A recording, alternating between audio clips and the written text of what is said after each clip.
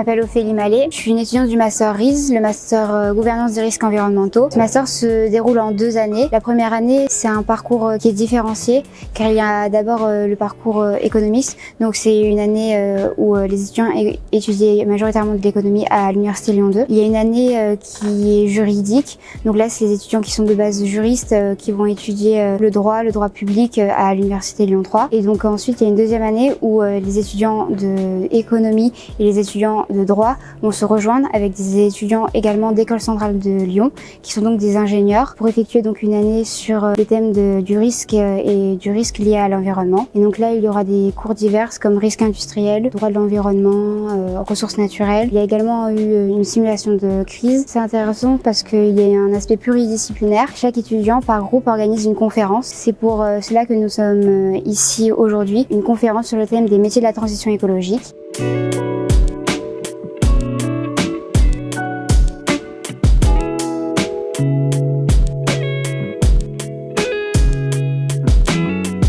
Donc il y aura 4 intervenants et la spécificité de cette conférence d'aujourd'hui, c'est que les intervenants sont d'anciens du master et donc ils reviennent à Lyon pour parler du coup de leur parcours et de comment leurs métiers d'aujourd'hui sont liés à la notion de transition écologique. J'ai été étudiante en Master RIS sur l'année 2016-2017 après un master en droit public. Actuellement, je travaille dans le domaine de la transition écologique et plus spécifiquement dans le domaine des énergies renouvelables. J'ai été invitée à ce titre à intervenir dans cette conférence pour pouvoir parler de mon parcours, de mon métier, des missions que j'ai à traiter au quotidien pour susciter des vocations chez les futurs étudiants qui entreront dans la vie active. Je travaille actuellement chez Valoran, qui est un développeur indépendant et français dans le domaine des énergies renouvelables, qui développe, construit, exploite des projets éoliens, solaires, hydroélectriques et maintenant hydrogène également. Plus particulièrement, je travaille sur les études environnementales liées au dépôt de permis de construire. Après, j'assure le suivi de chantier et les parcs en exploitation, je les suis tout au long de leur durée de vie qui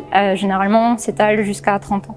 Le sujet de la transition écologique et de la transition énergétique, c'est un sujet qui monte dans la société dans son ensemble et en particulier auprès des étudiants. On voit déjà les effets du changement climatique à l'heure actuelle, alors qu'on est encore loin des limites de 1,5 degré ou 2 degrés Celsius telles qu'elles sont fixées par l'accord de Paris et pour lesquelles on va avoir de plus en plus de mal à se battre dans les années futures. On voit aussi des gros sujets qui sont liés aux autres limites planétaires, à la biodiversité. On pense au dépassement des autres ressources, de l'eutrophisation des sols, etc. Tout ça, ça rentre dans une forme peut-être aussi d'éco-anxiété pour les étudiants et pour la société dans son ensemble. Cette éco-anxiété peut se transformer en volonté d'action. Pour cela, il faut aussi savoir comment mettre en action, comment se mettre en action. Se mettre en action, c'est avoir des idées de comment s'engager. Il faut parfois aussi être accompagné pour trouver ces idées-là, que ce soit au niveau professionnel ou au niveau associatif. Les étudiants s'en rendent compte et ont envie de prendre leur part, parce qu'ils font partie aussi de la génération de l'impact, où l'impact du métier est hyper important